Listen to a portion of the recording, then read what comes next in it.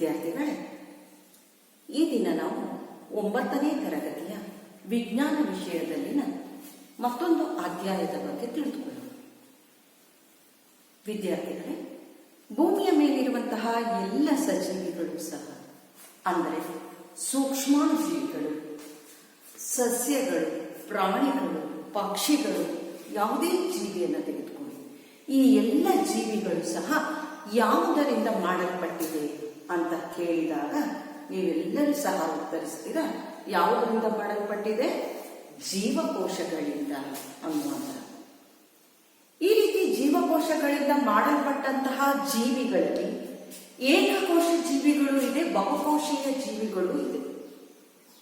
ಈ ಏಕಕೋಶೀಯ ಜೀವಿಗಳ ಬಗ್ಗೆ ಬಹಳಷ್ಟು ತಿಳಿದಿರುವ ನಿಮಗೆ, ಏಕಕೋಶ ಜೀವಿಗಳು ಒಂದೇ ಒಂದು ಜೀವಕೋಶದಿಂದ ಮಾಡಲ್ಪಟ್ಟಿದ್ದು, ಜೀವಿಯ ಅಗತ್ಯಕ್ಕೆ ಬೇಕಾದಂತಹ ಎಲ್ಲ ಮೂಲಭೂತ ಕಾರ್ಯಗಳನ್ನ ಒಂದೇ ಜೀವಕೋಶದಿಂದ ನಿರ್ವಹಿಸುತ್ತೆ. ಹಾಗಾದ್ರೆ ಒಂದೇ ಜೀವಕೋಶ ಯಾವ ಎಲ್ಲ ಮೂಲಭೂತ ಕ್ರಿಯೆಗಳನ್ನ ನಿರ್ವಹಿಸುತ್ತೆ ಎನ್ನುವಂತಹದನ್ನು ನೋಡ್ತಾ ಹೋದಾಗ, ಉದಾಹರಣೆಗೆ ನಾವು ಏಕಕೋಶ ಜೀವಿ ಅಂತ ಹೇಳಿದ್ರೆ ಅಮೀಬಾವನ್ನೇ ತೆಗೆದುಕೊಳ್ತೀವಿ. ಅಮೀಬಾ ಈ ಏಕಕೋಶ ಜೀವಿ ಆಹಾರವನ್ನ ಪಡೆಯಲು ಪೋಷಣೆಗಾಗಿ ಅಥವಾ ಆಹಾರವನ್ನ ಪಡೆದ ನಂತರ ತ್ಯಾಜ್ಯವನ್ನ ವಿಸರ್ಜನೆ ಅಥವಾ ವಿಸರ್ಜನೆಗಾಗಿ, ಅನಿಲ ವಿನಿಮಯ ಕ್ರಿಯೆ ಉಸಿರಾಟಕ್ಕಾಗಿ, ಈ ಎಲ್ಲ ರೀತಿಯ ಮೂಲಭೂತ ಅಥವಾ ಸಂತಾನೋತ್ಪತ್ತಿಗಾಗಿ ಎಲ್ಲವನ್ನೂ ಸಹ ಕೇವಲ ಒಂದೇ ಒಂದು ಜೀವಕೋಶದಿಂದ ನಿರ್ವಹಿಸುತ್ತೆ. ಆದರೆ ಜೀವ ವಿಕಾಸ ಆದಾಗ ಬಹುಕೋಶೀಯ ಉಗಮಗಳು ಕಂಡುಬಂತು. ಈ ಬಹುಕೋಶೀಯ ಜೀವಿಗಳು ಅಂತ ಹೇಳಿದ್ರೆ ಅನೇಕ ಜೀವಕೋಶಗಳನ್ನ ಹೊಂದಿರುವಂತಹ ಜೀವಿಗಳು. ಈ ಜೀವಿಗಳ ದೇಹದಲ್ಲಿರುವಂತಹ ಪ್ರತಿಯೊಂದು ಜೀವಕೋಶವೂ ಸಹ ಏಕಕೋಶೀಯ ಜೀವಿಗಳ ದೇಹದ ರೀತಿಯಲ್ಲಿಯೇ ಒಂದೇ ಒಂದೊಂದು ಜೀವಕೋಶ ಉಸಿರಾಟ, ಆಹಾರ ಅಥವಾ ಪೋಷಣೆಯನ್ನು ಮಾಡುವಂಥದ್ದು, ವಿಸರ್ಜನೆಯನ್ನು ಮಾಡುವಂಥದ್ದು, ಸಂತಾನೋತ್ಪತ್ತಿಯನ್ನು ಮಾಡುವಂಥದ್ದು, ಸಾಗಾಣಿಕೆಯನ್ನ, ಈ ರೀತಿಯ ಒಂದೊಂದೇ ಜೀವಕೋಶ, ಬಹುಕೋಶೀಯ ಜೀವಿಗಳಲ್ಲಿರುವಂತಹ ಪ್ರತಿಯೊಂದು ಜೀವಕೋಶವು ಈ ರೀತಿಯ ಕಾರ್ಯವನ್ನು ನಿರ್ವಹಿಸ್ತಾ ಹೋಗುವಂಥದ್ದು ಸರಿಯಾಗುವುದಿಲ್ಲ. ಆ ರೀತಿ ನಿರ್ವಹಿಸಲಿಕ್ಕೆ ಸಾಧ್ಯ ಆಗುವುದಿಲ್ಲ. ಹಾಗಾಗಿ ಬಹುಕೋಶೀಯ ಜೀವಿಗಳಲ್ಲಿ ವಿಶಿಷ್ಟವಾದಂತಹ ಕ್ರಿಯೆಗಳನ್ನು ನಡೆಸಲಿಕ್ಕೆ ವಿಭಿನ್ನವಾದಂತಹ ಜೀವಕೋಶಗಳು ರೂಪುಗೊಳ್ಳುತ್ತವೆ. ಆ ಜೀವಕೋಶಗಳು ಅನ್ನುವಂಥದ್ದು, ಜೀವಕೋಶಗಳು ಅಂದ್ರೆ ಜೀವಕೋಶಗಳ ಸಂಖ್ಯೆಯಲ್ಲಿ ಒಂದು ಬಹುಕೋಶೀಯ ಜೀವಿ ಅಂತ ಹೇಳಿದ್ರೆ ಲಕ್ಷಾಂತರ ಜೀವಕೋಶಗಳಿರುತ್ತೆ. ಅಂತಹ ಬಹುಕೋಶೀಯ ಜೀವಿಗಳಲ್ಲಿ ನಿರ್ದಿಷ್ಟ ಕ್ರಿಯೆಯನ್ನ ನಡೆಸಲಿಕ್ಕೆ ಜೀವಕೋಶಗಳು, ವಿಶಿಷ್ಟ ಜೀವಕೋಶಗಳ ಗುಂಪೇ ರೂಪುಗೊಳ್ಳುತ್ತವೆ. ಈ ರೀತಿಯಲ್ಲಿ ಕಂಡುಬರುವಂತಹ ಜೀವಕೋಶಗಳ ಗುಂಪೇನಿದೆ ಅದು ಒಂದೇ ಮೂಲದಿಂದ ಹುಟ್ಟಿರುವಂತಹದ್ದಾಗಿದೆ. ಹಾಗಾಗಿ ಯಾವ ಜೀವಕೋಶಗಳು ಒಂದೇ ಮೂಲದಿಂದ ಹುಟ್ಟಿದ್ದು, ಒಂದೇ ರೀತಿಯಾಗಿ ಇದ್ದು, ಒಂದೇ ರೀತಿಯ ರಚನೆಯನ್ನು ಹೊಂದಿದ್ದು, ಒಂದೇ ರೀತಿಯ ಕಾರ್ಯವನ್ನ ಮಾಡಲಿಕ್ಕೆ ಏನು ಅವುಗಳೆಲ್ಲವೂ ಸೇರಿ ಒಂದು ನಿರ್ದಿಷ್ಟ ಕಾರ್ಯವನ್ನ ಮಾಡಲಿಕ್ಕೆ ಅವುಗಳ ಗುಂಪಾಗಿ ರೂಪುಗೊಳ್ತು, ಅವುಗಳನ್ನೆಲ್ಲ ನಾವು ಏನು ಹೇಳ್ತಾ ಹೋಗ್ತೀವಿ? ಅಂಗಾಂಶಗಳು ಅಂತ ಹೇಳ್ತೀವಿ. ಈಗ ಈ ದಿನದ ಪ್ರಸ್ತುತ ಪಾಠ ಅಧ್ಯಯನ ಮಾಡ್ತಾ ಇರುವಂತಹ ಪಾಠ ಯಾವುದು ಮಕ್ಕಳೇ ಅಂತ ಹೇಳಿದ್ರೆ ಅಂಗಾಂಶಗಳು. ಹಾಗಾದ್ರೆ ಅಂಗಾಂಶಗಳು ಅಂತ ಹೇಳಿದ್ರೆ ನೀವು ಹೇಳ್ತೀರಾ, ಏನು ಅಂಗಾಂಶ ಅಂತ ಹೇಳಿದ್ರೆ ಹೇಳ್ತೀರಲ್ವಾ ಮಕ್ಕಳೇ? ಏನು ಅಂತ ಹೇಳ್ತೀರಾ? ಒಂದೇ ಮೂಲದಿಂದ ಹುಟ್ಟಿರುವಂತಹ ಅಂಗಾಂಶಗಳಾಗಬೇಕು ಅಂತ ಹೇಳಿದ್ರೆ ಅಲ್ಲಿ ಜೀವಕೋಶಗಳ ಗುಂಪಿರುತ್ತೆ. ಆ ಜೀವಕೋಶಗಳೆಲ್ಲವೂ ಸಹ ಒಂದೇ ಮೂಲದಿಂದ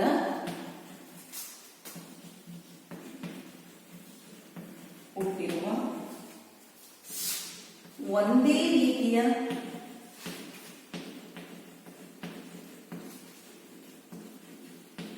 ರಚನೆಯನ್ನು ಹಾಗೂ ಒಂದೇ ರೀತಿಯ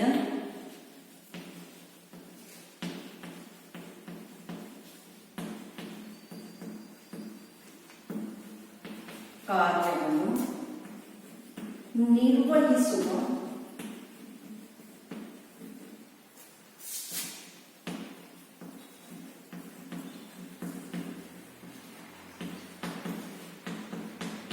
ಜೀವಕೋಶಗಳ ಗುಂಪನ್ನು ನಾವು ಏನಂತ ಹೇಳಿ ಕರಿತೀವಿ ಮಕ್ಕಳೇ? ಅಂಗಾಂಶ. ಏನಂತ ಹೇಳಿ ಕರಿತೀವಿ? ಅಂಗಾಂಶ ಅಂತ ಹೇಳಿ ಕರಿತೀವಿ. ಒಂದೇ ಮೂಲದಿಂದ ಹುಟ್ಟಿರುವಂತಹ ಆ ಜೀವಕೋಶಗಳು ನೋಡ್ಲಿಕ್ಕೆ ಒಂದೇ ರೀತಿಯಾಗಿದ್ದು, ಆ ಒಂದೇ ರೀತಿಯಿಂದ ಇರುವಂತಹ ಜೀವಕೋಶಗಳೆಲ್ಲವೂ ಸಹ ಒಂದು ನಿರ್ದಿಷ್ಟ ಕಾರ್ಯವನ್ನ, ಒಂದೇ ನಿರ್ದಿಷ್ಟ ಕಾರ್ಯವನ್ನ ಮಾಡುವಂತಹ ಆ ಎಲ್ಲ ಜೀವಕೋಶಗಳ ಸಮೂಹವನ್ನ ನಾವು ಅಂಗಾಂಶ ಅಂತ ಹೇಳಿ ಕರಿತೀವಿ. ಈ ಅಂಗಾಂಶ ಅನ್ನುವಂತಹದರ ದೇಹದ ಬಹುಕೋಶೀಯ ಜೀವಿಗಳಲ್ಲಿ ಬಹಳಷ್ಟು ವಿಧದ ಅಂಗಾಂಶಗಳಿವೆ. ಈ ಅಂಗಾಂಶಗಳ ಬಗ್ಗೆ ಬಹಳಷ್ಟು ಆಳವಾಗಿ ಅಧ್ಯಯನ ಮಾಡಲಿಕ್ಕೂ ಸಾಧ್ಯ ಇದೆ. ಹಾಗಾಗಿ ಜೀವವಿಜ್ಞಾನದಲ್ಲಿ ಅಥವಾ ಜೀವಶಾಸ್ತ್ರದಲ್ಲಿ ಅಂಗಾಂಶಗಳ ಬಗ್ಗೆ ಅಧ್ಯಯನ ಮಾಡಲಿಕ್ಕೆ ಇರುವಂತಹ ಒಂದು ವಿಭಾಗವೇ ಏನಿದೆ ಅದನ್ನ ನಾವೇನಂತ ಹೇಳಿ ಕರಿತೀವಿ ಮಕ್ಕಳೇ? ಅಂಗಾಂಶ ಶಾಸ್ತ್ರ ಅಂತ ಹೇಳಿ ಕರಿತೀವಿ. ಅಂಗಾಂಶ ಶಾಸ್ತ್ರ ಇದರ ಬಗ್ಗೆನೆ ನಾವು ಜೀವಶಾಸ್ತ್ರದಲ್ಲಿ ಇದರ ಬಗ್ಗೆನೆ ನಾವು ಅಭ್ಯಾಸ ಮಾಡಲಿಕ್ಕೆ ಇರುವಂತಹ ಮತ್ತೊಂದು ಶಾಸ್ತ್ರ. ಇದನ್ನೇ ಇಂಗ್ಲಿಷ್ ಅಲ್ಲಿ ಅಂಗಾಂಶ ಅಂತ ಹೇಳಿದ್ರೆ ನಾವು ಟಿಶ್ಯೂ ಅಂತ ಹೇಳಿ ಇಂಗ್ಲಿಷ್ ನಲ್ಲಿ ಕರಿತೀವಿ. ಅಂಗಾಂಶ ಶಾಸ್ತ್ರಕ್ಕೆ ನಾವು ಅದಕ್ಕೆ ಇಂಗ್ಲಿಷ್ ನಲ್ಲಿ ಹಿಸ್ಟಾಲಜಿ ಅಂತ ಹೇಳಿ ಕರಿತೀವಿ. ಏನಂತ ಹೇಳಿ ಕರಿತೀವಿ? ಹಿಸ್ಟಾಲಜಿ ಅಂತ ಹೇಳಿ ಕರಿತೀವಿ. ಈ ಅಂಗಾಂಶಗಳು ಏಕಕೋಶೀಯ ಜೀವಿಗಳಲ್ಲಿ ಕಂಡು ಬರುತ್ತಾ? ಇಲ್ಲ. ಯಾಕೆ ಹೇಳಿ? ಹೆಸರೇ ಸೂಚಿಸುವ ಹಾಗೆ ಏಕಕೋಶೀಯ ಜೀವಿಗಳಲ್ಲಿ ಅಂಗಾಂಶಗಳಿಂದ, ಯಾಕಂದ್ರೆ ಜೀವಕೋಶಗಳ ಸಂಖ್ಯೆ ಎಷ್ಟಿದೆ? ಕೇವಲ ಒಂದೇ ಇರುತ್ತೆ. ಹಾಗಾಗಿ ಜೀವಕೋಶಗಳ ಗುಂಪು ಅಲ್ಲಿ ಕಂಡು ಬರುವುದಿಲ್ಲ. ಹಾಗಾದ್ರೆ ಯಾವ ಜೀವಿಗಳಲ್ಲಿ ಜೀವಕೋಶಗಳು ಗುಂಪು ಕಂಡು ಬರುತ್ತೆ ಅಂತ ಹೇಳಿದ್ರೆ, ಬಹುಕೋಶೀಯ ಜೀವಿಗಳಲ್ಲಿ ಜೀವಕೋಶಗಳ ಸಮೂಹ ಏನು ಕಂಡು ಬರ್ತಾ ಇದೆ, ಆ ಜೀವಕೋಶಗಳ ಸಮೂಹ ಏನಿದೆ ಅದು ಒಂದು ನಿರ್ದಿಷ್ಟ ಕಾರ್ಯವನ್ನ ಮಾಡುವಂತಹದ್ದಾಗಿದ್ದು ಒಂದೇ ರೀತಿ ಇದ್ರೆ ಅದನ್ನ ಅಂಗಾಂಶಗಳು ಅಂತ ಹೇಳಿ ಕರಿತೀವಿ. ಅದರ ಬಗ್ಗೆ ಅಧ್ಯಯನ ಮಾಡಿದ್ರೆ ಅಂಗಾಂಶ ಶಾಸ್ತ್ರ ಅಂತ ಹೇಳಿ ಕರಿತೀವಿ. ಹಾಗಾದ್ರೆ ಭೂಮಿಯ ಮೇಲೆ ಇರುವಂತಹ ಸಸ್ಯಗಳು ಮತ್ತು ಪ್ರಾಣಿಗಳನ್ನ ನೋಡ್ತಾ ಹೋಗ್ತೀವಿ. ಈ ಸಸ್ಯಗಳು ಮತ್ತು ಪ್ರಾಣಿಗಳಲ್ಲಿಯೂ ಸಹ ಅಂಗಾಂಶಗಳು ಕಂಡು ಬರುತ್ತಾ ಅನ್ನುವಂತಹದ್ದನ್ನ ನಾವು ತಿಳಿಯಬೇಕು. ಇದಕ್ಕಿಂತ ಮೊದಲು ಸಸ್ಯಗಳಿಗೂ ಮತ್ತು ಪ್ರಾಣಿಗಳಲ್ಲೂ ಕಂಡು ಬರುವಂತಹ ಕೆಲವು ವ್ಯತ್ಯಾಸಗಳನ್ನ ಅಥವಾ ಇವೆರಡರ ಮಧ್ಯೆ ಕಂಡು ಬರುವಂತಹ ಕೆಲವು ವಿಶಿಷ್ಟ ಗುಣಲಕ್ಷಣಗಳನ್ನ ನಾವು ನೋಡುವುದಾದ್ರೆ ಅದರಲ್ಲಿ ಸಸ್ಯಗಳಿಗೆ ಬರೋಣ. ಸಸ್ಯಗಳು, ನಂತರ ಇನ್ನೊಂದು ಪ್ರಾಣಿ. ಸಸ್ಯಗಳಿಗೆ ಹೋಲಿಸಿದ್ರೆ ಪ್ರಾಣಿಗಳು ಒಂದು ಕಡೆ, ಸಸ್ಯಗಳು ಒಂದೇ ಕಡೆ ಇರುತ್ತೆ ತಾನೆ. ಹಾಗಾದರೆ ಪ್ರಾಣಿಗಳು, ಯಾವುದೇ ಬುದ್ಧಿವಂತ ಜೀವಿ ಆದಂತಹ ಮಾನವ ಆಗಿರ್ಬೋದು, ಪಕ್ಷಿ ಆಗಿರ್ಬೋದು, ಕೀಟಗಳಾಗಿರ್ಬೋದು, ಅಥವಾ ಕಾಡು ಪ್ರಾಣಿಗಳಾಗಿರ್ಬೋದು, ವನ್ಯಜೀವಿಗಳಾಗಿರ್ಬೋದು, ಸಾಕು ಪ್ರಾಣಿಗಳಾಗಿರ್ಬೋದು, ಯಾವುದೇ ಆಗಿರ್ಬೋದು, ಸಸ್ಯಗಳು ಒಂದು ಕಡೆ ಸ್ಥಿರವಾಗಿರುವ ಹಾಗೆ. ಸಸ್ಯಗಳಲ್ಲಿ ಅದು ಚಲಿಸೋದು ನೋಡಿದ್ದೀರಾ? ಸಸ್ಯಗಳು ಎಲ್ಲಿಯಾದ್ರೂ ಹೋಗಿ ಬರ್ತಾ ಇದ್ದೀನಿ, ತಾಳಪ್ಪ ನಾನೆಲ್ಲ ಟೌನಿಗೆ ಹೋಗ್ತಿದ್ದೀನಿ ಅಂತ ಹೇಳಿ ಯಾವ್ದಾದ್ರು ಗಿಡ ಮರ ವಾಕಿಂಗ್ ಹೋಗಿದ್ ನೋಡಿದ್ದೀರಾ? ಎಲ್ಲಿಯಾದ್ರೂ ಬಸ್ ಹತ್ತಿ ನೋಡಿದ್ದೀರಾ? ಇಲ್ಲ ಅಲ್ವಾ? ಹಾಗಾದ್ರೆ ಸಸ್ಯಗಳು ಚಲನೆ ಇಲ್ಲ. ಸಸ್ಯಗಳೇನಾಗಿರುತ್ತೆ? ಸಸ್ಯಗಳು ಸ್ಥಿರವಾಗಿರುತ್ತೆ.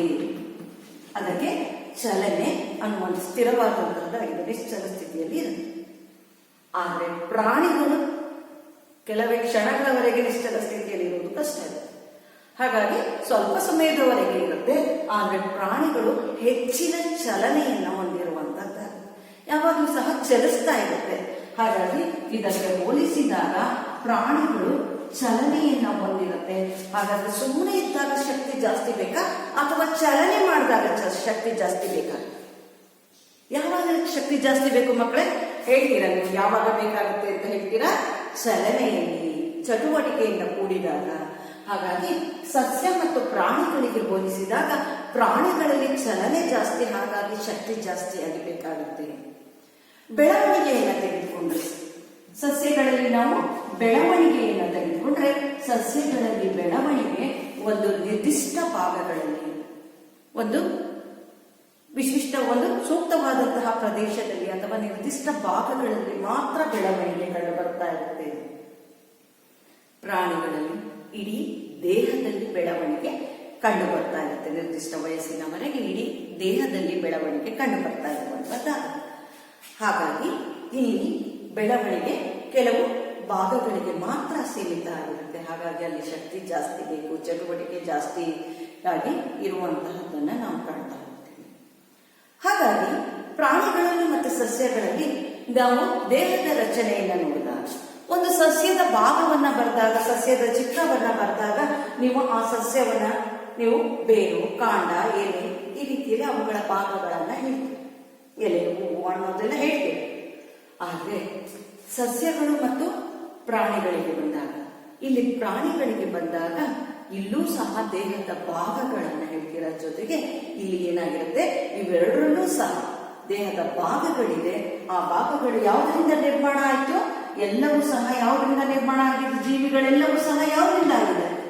ಜೀವಕೋಶದಿಂದ ಆಗಿದೆ. ಸಸ್ಯಗಳಲ್ಲಿ ಜೀವಕೋಶಗಳೆಲ್ಲ ಸೇರಿ ಜೀವಕೋಶಗಳ ಗುಂಪು ಕಂಡು ಬರುತ್ತಾ? ಕಂಡು ಬರುತ್ತೆ. ಹಾಗಾಗಿ ಜೀವಕೋಶಗಳ ಗುಂಪನ್ನ ಏನಂತ ಹೇಳಿ ಕರಿತೀವಿ ಮಕ್ಕಳೇ? ಅಂಗಾಂಶ. ಅಂಗಾಂಶ ಸಸ್ಯಗಳಲ್ಲಿ ಇದೆ, ಜೀವಕೋಶಗಳ ಗುಂಪು ಇದೆ ಅನ್ನುವಂತಹದ್ದು ನಿಮ್ಮ ಕಳೆದ ತರಗತಿಯಲ್ಲಿ ಓದಿರುವಂತಹ ಕಲಿಕೆಯಿಂದ ನಿಮಗೆ ಗೊತ್ತಾಗುತ್ತೆ. ಸಸ್ಯಗಳಲ್ಲಿ ಜೀವಕೋಶಗಳಿದೆ, ಸಸ್ಯ ಜೀವಕೋಶಗಳು, ಅವುಗಳ ಬಗ್ಗೆ ಭಾಗಗಳು ಎಲ್ಲ ತಿಳಿದಿರುವ ನಿಮಗೆ ಸಸ್ಯದಲ್ಲಿ ಜೀವಕೋಶಗಳಿದೆ ಅಂತ ಹೇಳಿ ನೀವು ಅರ್ಥ ಮಾಡ್ಕೊಂಡಿದ್ದೀರಿ. ಜೀವಕೋಶಗಳಿದೆ, ಅಂಗಾಂಶ ಇದೆ, ಆ ತರದ ರಚನೆ ಇದೆ. ಆದರೆ ಪ್ರಾಣಿಗಳಿಗೆ ಬಂದರೆ, ಪ್ರಾಣಿಗಳಲ್ಲೂ ಸಹ ಏನಿರುತ್ತೆ? ಜೀವಕೋಶ ಇದೆ, ಅಂಗಾಂಶ ಇದೆ, ಅಂಗ ಇದೆ, ಅಂಗವ್ಯೂಹ ಇದೆ. ಇಲ್ಲಿ ಭಾಗಗಳನ್ನ ಸಹ, ಅಂಗಗಳನ್ನ, ಕೆಲವು ಅಂಗಗಳನ್ನ ಹೇಳಿದ್ರು ಸಹ ಅಂಗವ್ಯೂಹದ ರಚನೆಯನ್ನ ನಾವು ಇಲ್ಲಿ ಹೇಳಲಿಕ್ಕೆ ನಾವು ಸಾಧ್ಯ ಇಲ್ಲ. ಅಂಗಾಂಶ ಅಂತ ಹೇಳ್ತೀವಿ, ಮತ್ತೆ ಸಸ್ಯದ ಭಾಗಗಳನ್ನ ಹೇಳ್ತೀವಿ. ಅಂಗವ್ಯೂಹ ಅನ್ನುವಂಥದ್ದನ್ನೆಲ್ಲ ನಾವು ಪ್ರಾಣಿಗಳಲ್ಲಿ ಕಾಣ್ತಾ ಹೋಗ್ತೀವಿ. ಈ ರೀತಿಯ ವೈಶಿಷ್ಟ್ಯತೆಯನ್ನು ಪಡೆದಿರುವಂತಹ ಪ್ರಾಣಿಗಳಲ್ಲಿ ಮತ್ತು ಸಸ್ಯಗಳಲ್ಲಿ ಅಂಗಾಂಶಗಳು ಒಂದೇ ರೀತಿಯಲ್ಲಿದೆಯೇ? ಯಾವ ರೀತಿಯ ಅಂಗಾಂಶಗಳಿದೆ? ಸಸ್ಯಗಳಲ್ಲಿರುವಂತಹ ಅಂಗಾಂಶವೇ ಪ್ರಾಣಿಯಲ್ಲಿ ಇದೆಯಾ? ಪ್ರಾಣಿ ಮತ್ತು ಸಸ್ಯಗಳಲ್ಲಿ ಒಂದೇ ರೀತಿಯ ಅಂಗಾಂಶ ಇದೆಯಾ? ಆ ರೀತಿಯಲ್ಲಿ ಯೋಚನೆ ಮಾಡುವಾಗ ಈಗ ನಮಗೆ ಗೊತ್ತಾಗುತ್ತೆ, ಸಸ್ಯಗಳು ಮತ್ತು ಪ್ರಾಣಿಗಳಲ್ಲಿ ಕೆಲವು ಗುಣಲಕ್ಷಣಗಳಲ್ಲಿ ಏನಿದೆ? ವ್ಯತ್ಯಾಸ ಇದೆ. ಹಾಗಾಗಿ ಸಸ್ಯಗಳಲ್ಲಿಯೇ ಬೇರೆ ಅಂಗಾಂಶಗಳು ಕಂಡು ಬರುತ್ತೆ, ಪ್ರಾಣಿಗಳಲ್ಲಿಯೇ ಸಹ ಬೇರೆ ಅಂಗಾಂಶಗಳು ಕಂಡು ಬರುತ್ತೆ. ಸಸ್ಯಗಳಲ್ಲಿಯೂ ಅಂಗಾಂಶ ಇದೆ, ಪ್ರಾಣಿಗಳಲ್ಲಿಯೂ ಅಂಗಾಂಶ ಇದೆ. ಆದ್ರೆ ಸಸ್ಯಗಳಲ್ಲಿ ಕಂಡು ಬರುವಂತಹ ಅಂಗಾಂಶಗಳೇ ಬೇರೆ, ಪ್ರಾಣಿಗಳಲ್ಲಿ ಕಂಡು ಬರುವಂತಹ ಅಂಗಾಂಶಗಳೇ ಬೇರೆಯಾಗಿರುತ್ತೆ. ಹಾಗಾದ್ರೆ ಮಕ್ಕಳೇ, ಈಗ ನಾವು ಸಸ್ಯ ಅಂಗಾಂಶಗಳು ಯಾವುದು ಅನ್ನುವಂತಹದನ್ನ ತಿಳಿದುಕೊಳ್ಳೋಣ. ಸಸ್ಯ ಅಂಗಾಂಶಗಳು ಯಾವುದು ಅಂತ ಹೇಳಿ ನಾವು ಈಗ ತಿಳಿದುಕೊಳ್ತಾ ಹೋಗೋಣ ಮಕ್ಕಳೇ. ಸಸ್ಯ ಅಂಗಾಂಶಗಳ ಬಗ್ಗೆ ತಿಳಿದುಕೊಳ್ಳುವ ಮುನ್ನ ಪಠ್ಯಪುಸ್ತಕದಲ್ಲಿ ನೀಡಿರುವಂತಹ ಒಂದು ಚಟುವಟಿಕೆಯನ್ನು ನೋಡೋಣ. ಈ ಚಟುವಟಿಕೆಯನ್ನ ಪಠ್ಯಪುಸ್ತಕದಲ್ಲಿ ನೀಡಿದ್ದಾನೆ. ಆ ಪಠ್ಯಪುಸ್ತಕದ ಚಟುವಟಿಕೆಯನ್ನ ತುಂಬಾ ಸರಳವಾಗಿ ಮನೆಯಲ್ಲಿಯೂ ಸಹ ಮಾಡಬಹುದು. ಹೇಗೆ ಮಾಡೋದಪ್ಪ ಈ ಚಟುವಟಿಕೆಯನ್ನ ಅಂತ ಹೇಳಿದ್ರೆ, 2 ಗಾಜಿನ ಲೋಟ, ಬೇಕೇ ಬೇಕಂತೇನಿಲ್ಲ, ಸ್ಟೀಲ್ ಲೋಟ ಅಥವಾ ಆಯ್ತು. 2 ಸ್ಟೀಲ್ ಲೋಟಗಳನ್ನು ತೆಗೆದುಕೊಂಡು ಅದರಲ್ಲಿ ನೀರನ್ನ ತುಂಬಿ 2 ಈರುಳ್ಳಿ ಮನೆಯಲ್ಲಿ ಸಿಗುತ್ತೆ. ಹಾಗಾಗಿ 2 ಈರುಳ್ಳಿಯನ್ನ ತೆಗೆದುಕೊಂಡು ಆ ಈರುಳ್ಳಿಯನ್ನ ಲೋಟದ ಒಳಗೆ ನೀರಿನಲ್ಲಿ ಮುಳುಗದಂತೆ, ಅಂದ್ರೆ ಒಳಗಂದ್ರೆ ಇಲ್ಲಿ ಒಳಗೆ ತಳಭಾಗಕ್ಕೆ ಹೋಗಿ ಸೇರದೆ ಇರುವಾಗೆ ನೀವು ಅದನ್ನ ಬರೀ ಈ ಭಾಗದಲ್ಲಿ ಅರ್ಧ ಭಾಗ ಈರುಳ್ಳಿ ಏನಿದೆ ಅದು ನೀರಿನಲ್ಲಿ ಮುಳುಗುವಂತೆ, ಇಷ್ಟೇ ಭಾಗ. ಇಡೀ ಈರುಳ್ಳಿ ತಗೊಂಡು ಆ ಲೋಟದೊಳಗೆ ಹಾಕ್ಬಿಡಬಾರ್ದು. ಚಿತ್ರದಲ್ಲಿ ತೋರಿಸಿರುವಂತೆ ಈ ರೀತಿಯಲ್ಲಿ ಈರುಳ್ಳಿಯನ್ನ ಆ 2 ಲೋಟಗಳಲ್ಲಿ ಇಡುವಂತದ್ದು, ಈ ಜೋಡಣೆಯನ್ನು. ಹಾಗಾಗಿ ಈ ಜೋಡಣೆಗೆ ಬಳಸುವಂತಹ ಲೋಟಗಳು ಸುಮಾರು ನಿಮಗೆ 1 ವಾರದವರೆಗೆ, ನಿಮಗೆ ಈ ಲೋಟಗಳು 1 ವಾರಕ್ಕೂ ಹೆಚ್ಚು ದಿನದವರೆಗೆ ಈ ಲೋಟಗಳು ಸಿಗೋದಿಲ್ಲ. ಹಾಗಾಗಿ ಯಾವುದಾದ್ರೂ ಒಂದು ನೀರು ತುಂಬಿರುವಂತಹ ಪ್ಲಾಸ್ಟಿಕ್ ಲೋಟದ ರೀತಿಯ ರಚನೆ ಕಾಳಜಿನದು ಬೇಡ ಮನೆಯಲ್ಲೇ ಮಾಡೋದ್ರಿಂದ, ಅಥವಾ ಇನ್ನು ಯಾವುದೇ ರೀತಿಯ ಈ ರೀತಿಯ ರಚನೆ ಇರುವಂತಹ ಯಾವುದಾದ್ರಲ್ಲಾದ್ರೂ ಸಹ ನೀವು ಮಾಡಬಹುದು. ಪ್ಲಾಸ್ಟಿಕ್ ವೇಸ್ಟ್ ಒಡೆದೋಗಿರುವ ಬಾಟಲ್ಗಳು ಏನಿರುತ್ತೆ ಅದರಲ್ಲೂ ಸಹ ಮಾಡಬಹುದು. ಆದ್ರೆ ಅದರ ಗಾತ್ರ ಚಿಕ್ಕದಾಗಿರುತ್ತೆ, ಈರುಳ್ಳಿ ಇದ್ದಲ್ಲಿ ಸೈಜ್ ಕರೆಕ್ಟ್ ಆಗಿ ಇಲ್ಲಿ ಕೂರ್ಬೇಕಲ್ವಾ. ಹಾಗಾಗಿ ಈ ರೀತಿಯಲ್ಲಿ ಚಿತ್ರದಲ್ಲಿ ತೋರಿಸಿರುವಂತೆ ಈರುಳ್ಳಿಯನ್ನು ಈ ರೀತಿ ನೀರಿನಲ್ಲಿ ಮುಳುಗುವಾಗ ಈ ಜೋಡಣೆಯನ್ನು ಹೀಗೆ ಇಡುವುದು ಇಡೋದು ಎಷ್ಟು ದಿನ ಇಡೋದು? ಈ ರೀತಿ ಇಟ್ಟು ಪ್ರತಿದಿನ ಇದನ್ನ ಈ ಚಟುವಟಿಕೆಯಲ್ಲಿ ಆಗುವಂತಹ ಬದಲಾವಣೆ ಏನು ಅಂತ ಹೇಳಿ ಗಮನಿಸಬೇಕು. ಗಾಜಿನ ಲೋಟ ಆದ್ರೆ ಹೊರಗಿನಿಂದ ಕಾಣಿಸುತ್ತಷ್ಟೆ. ಮನೆಯಲ್ಲಿ ಪ್ಲಾಸ್ಟಿಕ್ ಅಥವಾ ಸ್ಟೀಲ್ ಲೋಟ ಆದ್ರೆ, ನಮ್ಮ ಶಾಲೆಯಲ್ಲಿ ಒಂದ್ಸಲ ಮಕ್ಕಳು ಸ್ಟೀಲ್ ಲೋಟದಲ್ಲಿ ಮಾಡಿದ್ರು. ಇಲ್ಲಿ ಏನಾಗುತ್ತಪ್ಪ ಅಂತ ಹೇಳಿದ್ರೆ, ಈ ಸಲದ ಇಲ್ಲಿ ನಾವು ಪ್ರತಿದಿನ ಅಥವಾ 2 ದಿನಕ್ಕೊಮ್ಮೆ ಅವ್ರು ಏನ್ ಮಾಡ್ತಿದ್ರೆ ಈರುಳ್ಳಿ ಎಲ್ಲ ಎತ್ತಿ ಹೀಗೆ ನೋಡ್ತಿದ್ರು ಅಷ್ಟೇ. ಹಾಗಾಗಿ ಗಾಜಿನ ಲೋಟ ಆಗಿರೋದ್ರಿಂದ ಅವರು ಮಾಡಿದಂತ ಮಕ್ಕಳು ಶಾಲೆಯಲ್ಲಿ ಗಾಜಿನ ಬೇಷದಲ್ಲಿ ಮಾಡಿದ್ರು. ಇಲ್ಲೇ ತಂದ ಆಕ್ಟಿವಿಟಿ ಕೊಟ್ಟಾಗ ಮಾಡಿದಂತಹ ಮಕ್ಕಳು ಸ್ಟೀಲ್ ಲೋಟದಲ್ಲೇ ಮಾಡಿದ್ರು. ಈ ರೀತಿ ಮಾಡುವಾಗ ಏನ್ ಮಾಡೋದಪ್ಪ ಅಂತ ಹೇಳಿದ್ರೆ, ಪ್ರತಿದಿನ ಈ ಭಾಗದಲ್ಲಿ ಇಲ್ಲಿ ಕಂಡು ಬರುವಂತಹ ಬದಲಾವಣೆ ಏನಿದೆ ಅಂತ ಹೇಳಿ ವೀಕ್ಷಣೆ ಮಾಡ್ತಾ ಹೋಗುದು. ವೀಕ್ಷಣೆ ಮಾಡಿರುವಂತಹದ್ದನ್ನ ಅವಲೋಕಿಸಿರುವುದನ್ನ ಇಲ್ಲೇ ಕೊಟ್ಟಿರುವಂತಹ ಇದರಲ್ಲಿ ಏನ್ ಮಾಡುದು, ಕೋಷ್ಟಕದಲ್ಲಿ ಅದನ್ನ ತುಂಬುತ್ತಾ ಹೋಗುದು. ಈಗ ಇದರಲ್ಲಿ ನಾವು ಇದನ್ನ 1ನೇ ಜಾಡಿ 1 ಅಂತ, ಇದು ಜಾಡಿ 2, ಬೀಕರ್ 1 ಬೀಕರ್ 2 ಅಂತೀವಲ್ಲ ಅದೇ ಜಾಡಿ. ಇದರಲ್ಲಿ ಏನ್ ಮಾಡ್ತಾ ಇದ್ದೀವಿ, 2 ದಿನಗಳ ನಂತರ ಈ 2 ಜಾಡಿ 1 ಮತ್ತು ಜಾಡಿ 2ರಲ್ಲಿ ಇರುವಂತಹ ಈರುಳ್ಳಿ ಗಡ್ಡೆಯಲ್ಲಿ ಕಂಡು ಬರುವಂತಹ ಬದಲಾವಣೆಯನ್ನು ವೀಕ್ಷಣೆ ಮಾಡ್ತಾ ಇದ್ದೀವಿ. ಚೆನ್ನಾಗಿ ಬಲ್ತಿರುವಂತಹ ಈರುಳ್ಳಿಯನ್ನ ಇದಕ್ಕೆ ಪ್ರಯೋಗಕ್ಕೆ ಆಯ್ಕೆ ಮಾಡ್ಕೊಂಡಿರ್ತೀವಿ. ಇದನ್ನ ವೀಕ್ಷಣೆ ಮಾಡ್ತಾ ಹೋದಾಗ ಇಲ್ಲಿ ಬೇರುಗಳು ಏನಾಗ್ತಾ ಹೋಗುತ್ತೆ.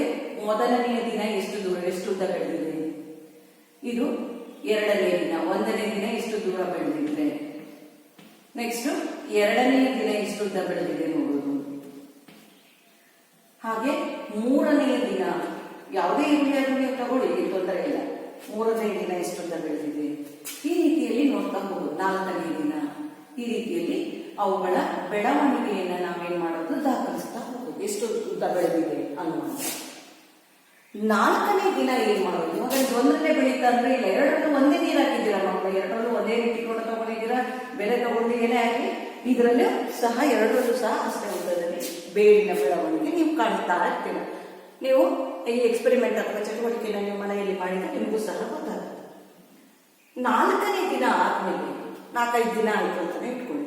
4 ದಿನ 5 ದಿನ ಆದ್ಮೇಲೆ ನೀವು ಈ 2 ಜಾಡಿಯಲ್ಲಿ ನಾವು ಪ್ರಯೋಗವನ್ನ ಕಂಪ್ಯಾರಿಸನ್ ಮಾಡಲಿಕ್ಕೆ, ಹೋಲಿಕೆ ಮಾಡಲಿಕ್ಕೆ 2 ತಗೊಂಡಿದ್ದೀವಿ ಅಷ್ಟೇ. ಹಾಗಾಗಿ 2ನೇ ಜಾಡಿಯಲ್ಲಿ ಇರುವಂತಹ ಈ ಬೇರಿನ ರಚನೆಯನ್ನ ಸುಮಾರು 1 ಸೆಂಟಿಮೀಟರ್ನಷ್ಟು ಅದನ್ನ ಕಟ್ ಮಾಡೋದು. ಇಷ್ಟನ್ನ ಕಟ್ ಮಾಡೋದು, ಜಾಸ್ತಿ ಇಷ್ಟು ಕಟ್ ಮಾಡಿರೋದು. ಇದಕ್ಕಿಂತ ಒಂಚೂರು ಕಡಿಮೆ ಮಾಡಿದ್ರು 1 ಸೆಂಟಿಮೀಟರ್ ಮಾಡಿದ್ರು ಸಹ. ಇಲ್ಲಿ ಇದರಲ್ಲಿ ಹಾಗೆ ಬೇರುಗಳನ್ನ ಕಟ್ ಮಾಡಿದೀವಿ, ಇಲ್ಲಿ ಕಟ್ ಮಾಡಿದ್ವಿ. 4 ದಿನಗಳವರೆಗೆ ಮೊದಲು ಉಪಕರಣಗಳನ್ನು ನೀರಿನಲ್ಲಿ ತೊಳೆದುಕೊಂಡು ಆ ನಂತರ ಅದರಲ್ಲಿ ನೀರನ್ನ ತುಂಬಿ, ಫ್ರೆಶ್ ನೀರನ್ನ ತುಂಬಿ, ಯಾವ ನೀರು ತುಂಬಿದ್ರು ಓಕೆ.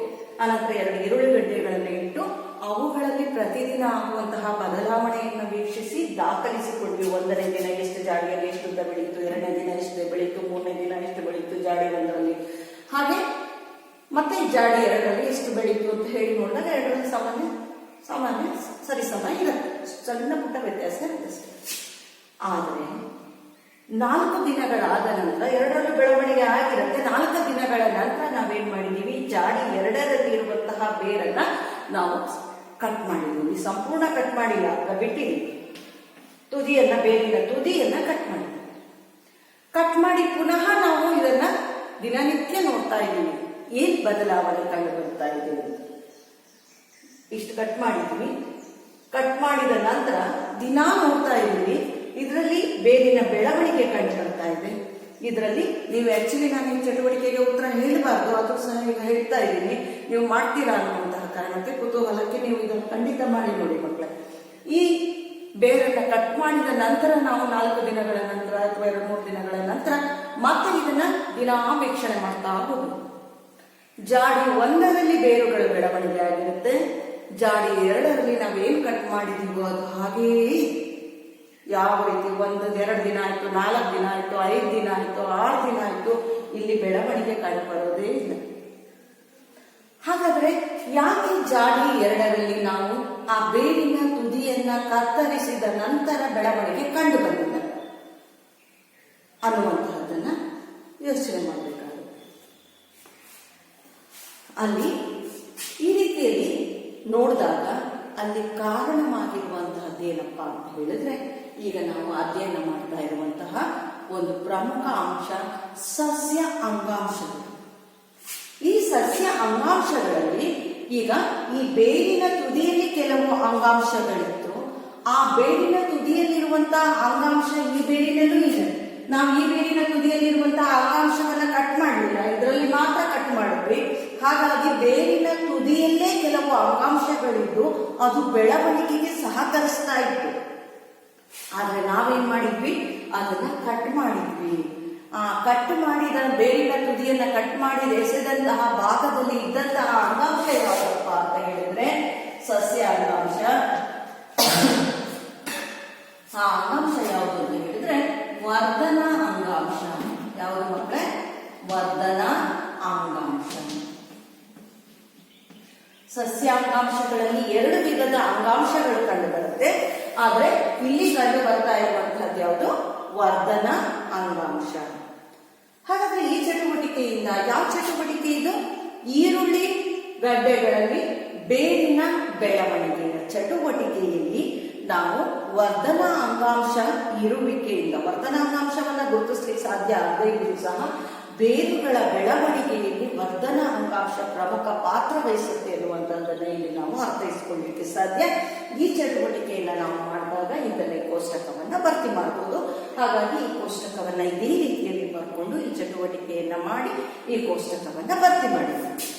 ಹಾಗಾದ್ರೆ ಈಗ ನಾನು ಹೇಳಿದಾಗೆ ಈ ಸಸ್ಯದ ಬೇರಿನ ತುದಿಯಲ್ಲಿ ಇದ್ದಂತಹ ಯಾವ ಅಂಗಾಂಶವನ್ನ ನಾವು ಕತ್ತರಿಸಿ ಎಸೆದಿದ್ದೀವಿ?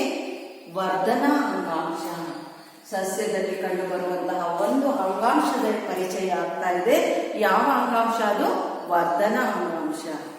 ಈ ವರ್ಧನ ಅಂಗಾಂಶ ಸಸ್ಯದಲ್ಲಿ ಎಲ್ಲಿ ಕಂಡು ಬರುತ್ತೆ ಅಂತ ಹೇಳಿದ್ರೆ ಸಸ್ಯದಲ್ಲಿ ಬೆಳವಣಿಗೆ ಹೊಂದುವ ಭಾಗಗಳಲ್ಲಿ ಕಂಡು ಬರುತ್ತೆ. ಎಲ್ಲಿ ಕಂಡು ಬರುತ್ತೆ? ಬೆಳವಣಿಗೆ ಹೊಂದುವಂತಹ ಭಾಗಗಳಲ್ಲಿ ಈ ಸಸ್ಯಾಂಗಾಂಶ ಕಂಡು ಬರುತ್ತೆ. ಯಾವುದೊಂದು ಸಸ್ಯಾಂಗಾಂಶ? ವರ್ಧನ ಅಂಗಾಂಶ. ಈರುಳ್ಳಿಗಡ್ಡೆಯ ಪ್ರಯೋಗದಲ್ಲಿಯೂ ಸಹ ನಾವು ಈರುಳ್ಳಿಗಡ್ಡೆಯಲ್ಲಿ ಬೇರಿನ ಬೆಳವಣಿಗೆ ಈ ಪ್ರಯೋಗದಲ್ಲಿ ಯಾವ ಅಂಗಾಂಶದ ಇರುವಿಕೆಯಿಂದ ನಾವು ನೋಡಿದ್ವಿ? ಇದರಲ್ಲಿ ಯಾವ ಅಂಗಾಂಶ ಇದೆ? ಯಾವ ಅಂಗಾಂಶ ಇದೆ? ನೆನ್ಪು ಮಾಡ್ಕೊಳ್ಳಿ. ಯಾವ ಅಂಗಾಂಶ? ವರ್ಧನ ಅಂಗಾಂಶ ಇದೆ. ಇದರಲ್ಲೂ ವರ್ಧನ ಅಂಗಾಂಶ ಇತ್ತು. ಆದರೆ ನಾವು ಕತ್ತರಿಸಿ ತೆಗೆದ ನಂತರ ಬೇರಿನ ತುದಿಯಲ್ಲಿದ್ದಂತಹ ವರ್ಧನ ಅಂಗಾಂಶ ಏನಿದೆ ಅದು ಬೆಳವಣಿಗೆಗೆ ಸಹಕಾರಿಯಾದಂತಹ ಅಂಗಾಂಶ ಏನಿದೆ ಅದನ್ನ ಕತ್ತರಿಸಿ ಹಾಕಿರೋದ್ರಿಂದ ಇದು ಬೆಳವಣಿಗೆಗೆ ಸಹಾಯ ಮಾಡಲಿಲ್ಲ. ಹಾಗಾಗಿ ಬೆಳವಣಿಗೆಯ ಅಂಗಾಂಶ ಯಾವುದು? ವರ್ಧನ ಅಂಗಾಂಶ. ವರ್ಧನ ಅಂಗಾಂಶವನ್ನ ಏನಂತ ಹೇಳಿ ಕರೀಬಹುದು? ಬೆಳವಣಿಗೆ ಅಂಗಾಂಶ. ಹಾಗಾದ್ರೆ ಸಸ್ಯದಲ್ಲಿ ಇರುವಂತಹ ಈ ಅಂಗಾಂಶ ಕೇವಲ ಬೇರಿನಲ್ಲಿ ಮಾತ್ರ ಇರುತ್ತಾ ಅನ್ನುವಂತಹ ಪ್ರಶ್ನೆ ನಿಮಗೆ ಉದ್ಭವಿಸಬಹುದು. ಸಸ್ಯ ದೇಹದಲ್ಲಿ ಯಾವ ಭಾಗದಲ್ಲಿ ವರ್ಧನ ಅಂಗಾಂಶ, ಸಸ್ಯ ದೇಹದ ಯಾವ ಯಾವ ಭಾಗದಲ್ಲಿ ವರ್ಧನ ಅಂಗಾಂಶ ಕಂಡು ಬರುತ್ತೋ ಅವುಗಳ ಆಧಾರದ ಮೇಲೆ ವರ್ಧನ ಅಂಗಾಂಶವನ್ನ 3 ಗುಂಪುಗಳಾಗಿ ವರ್ಗೀಕರಿಸ್ತಾ ಹೋಗ್ತಾರೆ. ಅದನ್ನ ಇಲ್ಲೇ ಬರೆದಿರ್ತೀನಿ. ಯಾವುದಪ್ಪ ಅಂತ ಹೇಳಿದ್ರೆ ಸಸ್ಯಾಂಗಾಂಶ, ವರ್ಧನ ಅಂಗಾಂಶಗಳು ಸಸ್ಯ ದೇಹದಲ್ಲಿ ಎಲ್ಲಿ ಕಂಡು ಬರುತ್ತೆ ಅವುಗಳ ಅನುಗುಣವಾಗಿ ಸಸ್ಯಾಂಗಾಂಶವಾದಂತಹ ವರ್ಧನ ಅಂಗಾಂಶವನ್ನ, ಯಾವ ಅಂಗಾಂಶವನ್ನ? ವರ್ಧನ ಅಂಗಾಂಶವನ್ನ ತುದಿ ವರ್ಧನ ಅಂಗಾಂಶ ಏನಂತ ಹೇಳಿ ಕರೀತಾರೆ? ತುದಿ ವರ್ಧನ ಅಂಗಾಂಶ. ಹೆಸರೇ ಸೂಚಿಸುವ ಹಾಗೆ ಕಾಂಡದ ತುದಿ, ಬೇರಿನ ತುದಿಗಳಲ್ಲಿ ಕಂಡುಬರುತ್ತೆ. ಹಾಗೆ ನೆಕ್ಸ್ಟ್ ಇರುವಂತದ್ದು ಪಾರ್ಶ್ವವರ್ಧನ ಅಂಗಾಂಶ.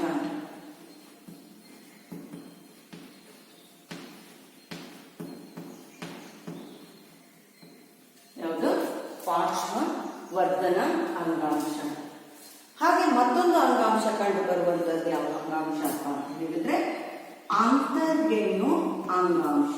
ಚಿತ್ರವನ್ನ ತೋರಿಸ್ತೀನಿ.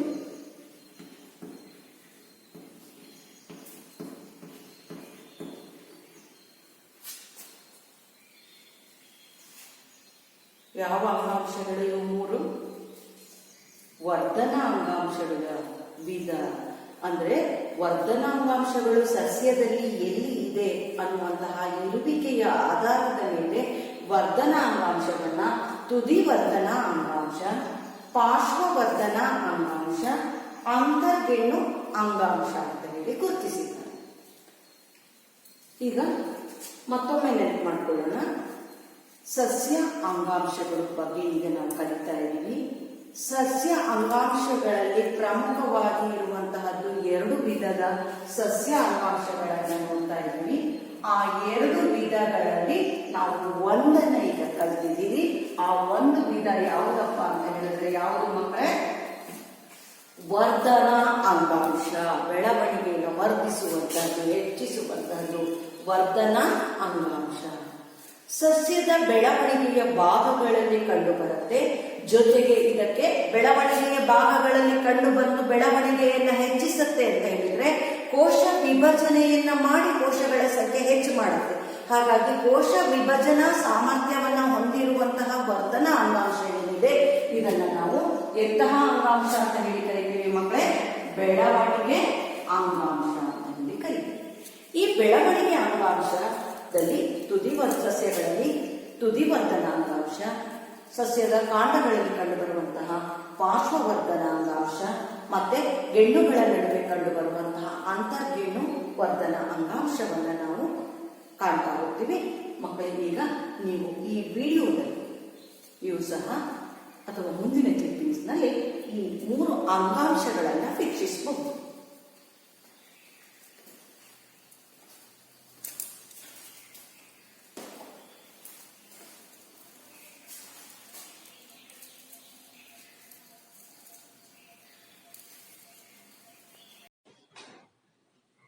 ವರ್ಧನ ಅಂಗಾಂಶಗಳಲ್ಲಿ 3 ವಿಧವಾದಂತಹ ತುದಿ ವರ್ಧನ ಅಂಗಾಂಶ, ಅಂತರ್ಗೆಣ್ಣು ಅಂಗಾಂಶ ಹಾಗೂ ಪಾರ್ಶ್ವವರ್ಧನ ಅಂಗಾಂಶಗಳನ್ನು ಚಿತ್ರದಲ್ಲಿ ಕಾಣ್ತಾ ಇದ್ದೀರಾ.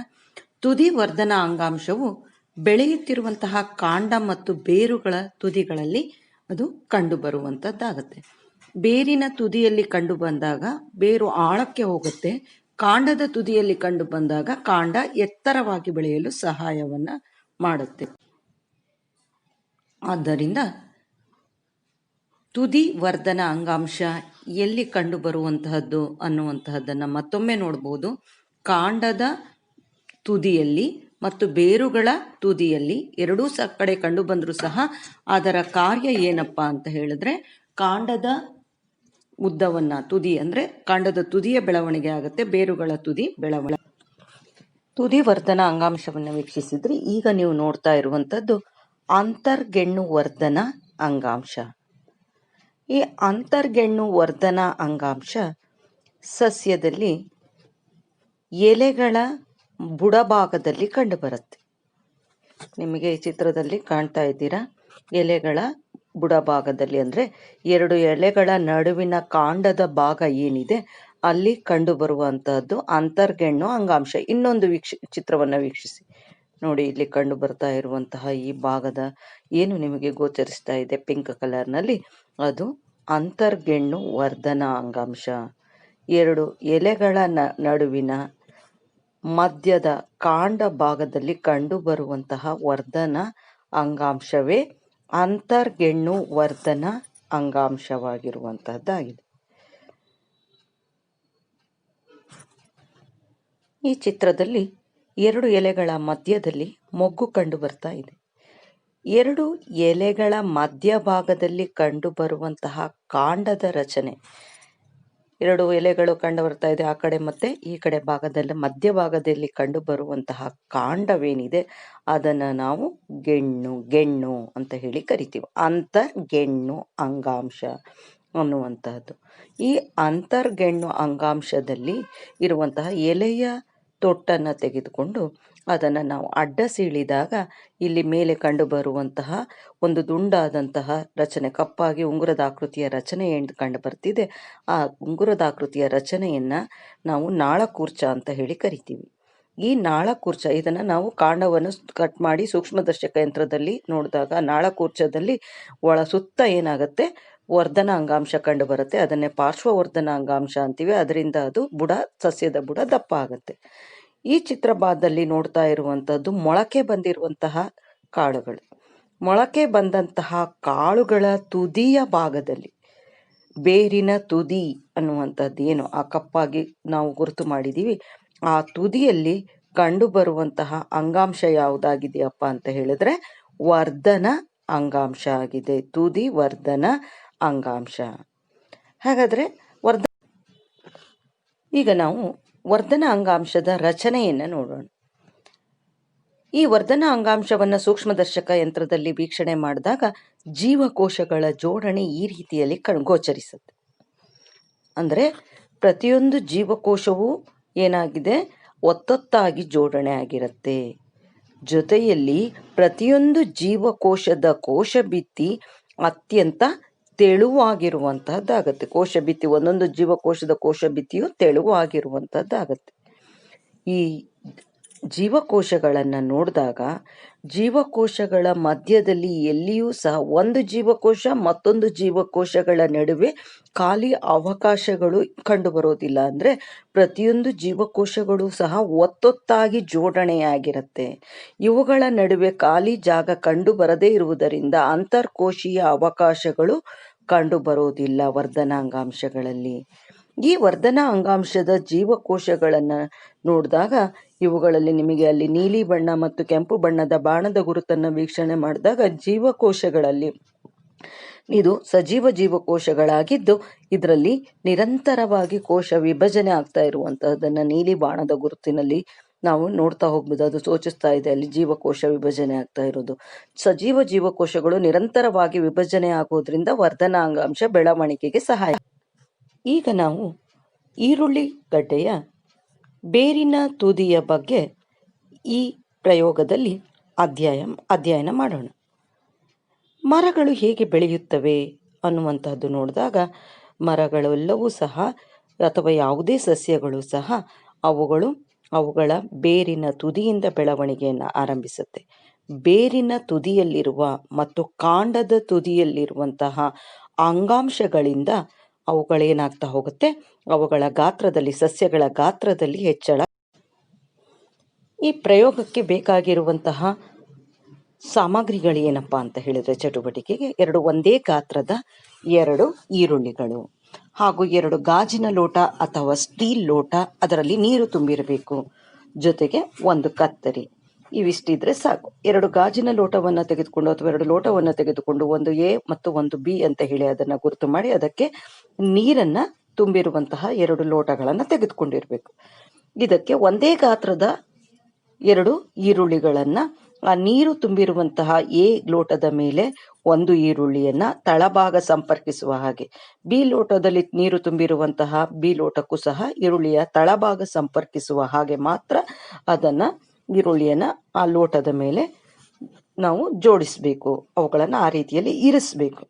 2 ಲೋಟದಲ್ಲೂ ಒಂದೇ ರೀತಿಯಲ್ಲಿ ಇರುವ ಹಾಗೆ ನಾವು ಇಟ್ಟಿದ್ದೀವಿ. 2 ಲೋಟದಲ್ಲೂ ಒಂದೇ ರೀತಿಯ ನೀರನ್ನು ತೆಗೆದುಕೊಂಡಿದ್ದೀವಿ.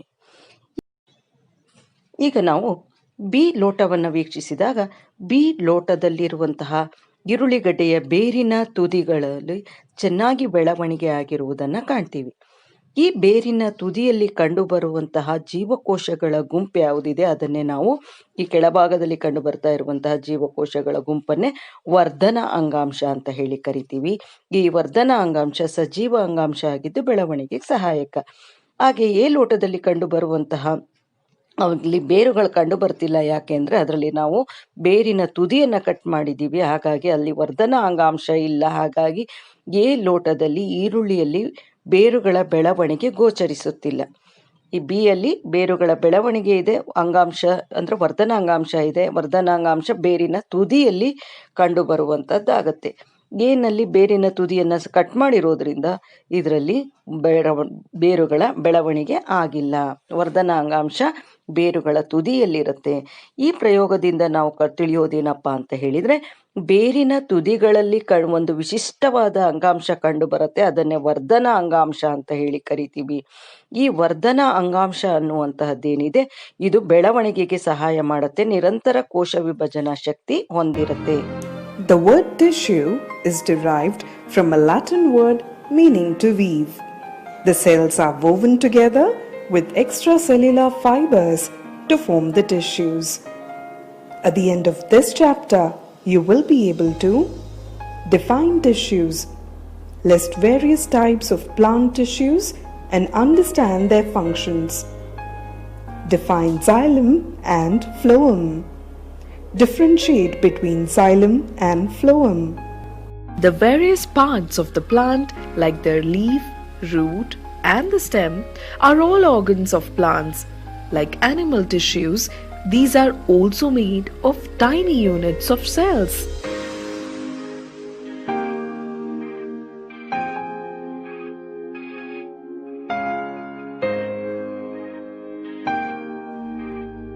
We will examine a cell membrane. Take a real leaf and tear it. Look at the edge of the torn part. It is light in color. Now peel the light colored part and put it on a slide. Add a drop of water. If you observe this under a microscope, you will find the cells. We can see the cells with membrane.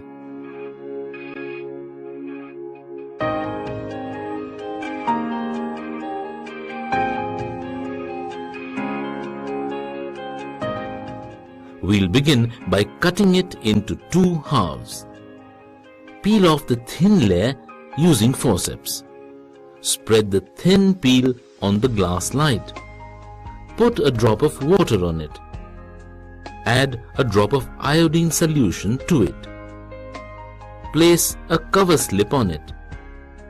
Tap gently with a needle on the cover slip to remove air bubbles. Place the slide on the stage of the microscope. Small chamber-like structures called cells can be observed. Each cell contains prominent vacuole, nucleus, and cytoplasm.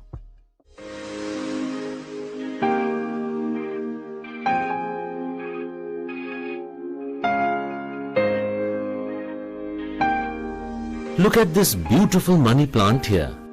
This plant is growing month by month at a fast speed. Plants generally grow where meristematic tissue is present. These are rapidly dividing tissues. They are generally present at tips of the stem and the roots. Some other characteristics of meristematic tissues are: meristematic cells are living, cubical, and thin-valved. Each cell has a large nucleus. Cells are closely packed with no intercellular spaces. Depending on the region where they are present, meristematic tissues are classified as apical, lateral, and intercalary. Apical meristem. These tissues are found in root tips and stem tips. They increase the length of the plant. Primary growth of plant, that is, the growth in length of a plant, happens because of apical meristem tissues. Intercalary meristem. They are found between mature tissues. They occur at the base of the leaves or at the internodes. They help to increase the length of the internodes. They occur in grasses and regenerate parts removed by the grazing herbivores. Lateral meristem or cambium. Such tissues are present at the radial portion of the stem or root. Secondary growth or the growth in thickness of a plant occurs because of the lateral meristem tissues. The meristematic tissue can be summarized as follows. Types of meristems. Type, location, function. Apical meristem. Tips of stems and roots. Growth, increased length at tips. Intercalary meristem. Between the tip and base of stems and leaves. Growth, increased length between nodes. Lateral meristem. Sides of stems and roots. Growth, increased diameter. Oh, now I understand why this banyan tree in your garden is so fat. I mean thick, because of the lateral meristem tissues. Yes, you are right. ವಿದ್ಯಾರ್ಥಿಗಳೇ, amoeba ಏಕಕೋಶ ಜೀವಿಯಿಂದ ಆದಂತಹ amoeba ತನ್ನ ಒಂದೇ ಒಂದು ಜೀವಕೋಶದ ಸಹಾಯದಿಂದ ಎಲ್ಲ ಮೂಲಭೂತ ಕ್ರಿಯೆಗಳನ್ನ ಅದು ನಿರ್ವಹಿಸುತ್ತೆ ಅನ್ನುವಂತಹದ್ದನ್ನ ಕೇಳಿದ್ರಿ. ಅದು ಹೆಚ್ಚಿನ ಕುತೂಹಲಕ್ಕಾಗಿ ನೀವು ಇಲ್ಲಿ ಒಂದು ವಿಡಿಯೋವನ್ನ ವೀಕ್ಷಣೆ ಮಾಡಬಹುದು. ಅಮೀಬಾ ಹೇಗೆ ಆಹಾರವನ್ನ ಸೇವಿಸುತ್ತೆ ಅನ್ನುವಂತಹದ್ದನ್ನ ನೀವು ಈ ವಿಡಿಯೋದ ಮೂಲಕ ನೀವು ವೀಕ್ಷಿಸಿ.